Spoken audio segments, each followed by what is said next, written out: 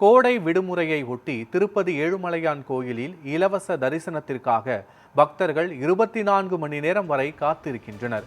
இது குறித்தான முழுமையான விவரங்களோடு எமது செய்தியாளர் சீனிவாசன் இணைப்பில் இருக்கிறார். சீனிவாசன், வணக்கம். ஜூன் மாதம் வரை விஐபி பிரேக் தரிசனம் ரத்து செய்யப்பட்டு அனைவருக்குமான சமமான இந்த தரிசனத்தை உறுதி செய்திருக்கும் நிலையில் பக்தர்களுக்கு எந்த அளவுக்கான இடையூறுகள் இருக்கிறது, எந்த மாதிரியான வசதிகள் செய்யப்பட்டிருக்கிறது? திருப்பதி மலையில் நேரடி தரிசனம் மூலம் இலவசமாக ஏழுமலையான் வழிபட பக்தர்கள் 20 மணி நேரம் காத்திருக்க வேண்டிய நிலை நிலவுகிறது.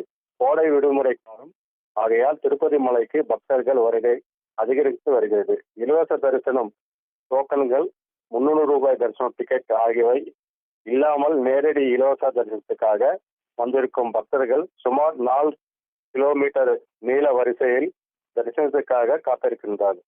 தற்போது நிலவரப்படி 20 மணி நேரம் தரிசனத்தினால் மட்டுமே ஏழுமலையான் நேரடி இலவச தரிசனம் மூலம் வழிபட முடியும்.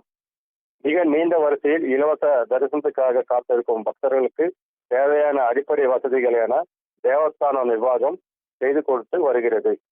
300 ரூபாய் தரிசன டிக்கெட்டுக்குள் முன்பதிவு செய்து எடுத்து வந்திருக்கும் பக்தர்கள் இன்றைய நிலவரப்படி சுமார் 4 மணி நேரம் இலவச தரிசனம் டோக்கன்கள் வழங்கிய பக்தர்களுக்கு சுமார் 6 மணி நேரமும் காத்திருந்து ஏழுமலையானை வழிபடலாம். நேற்று ஏழுமலையான் வழிபட்ட பக்தர்கள் எண்ணிக்கை 75,608 ஆக இருந்த நிலையில் அவர்களில் 38,264 தலைமுறை காணிக்கை சமரத்திற்கு வேண்டுதலை நிறைவேற்றினார்.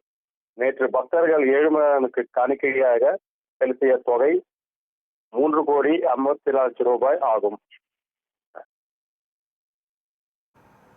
காட்சிகளோடு விவரங்களுக்கு நன்றி சீனிவாசன்.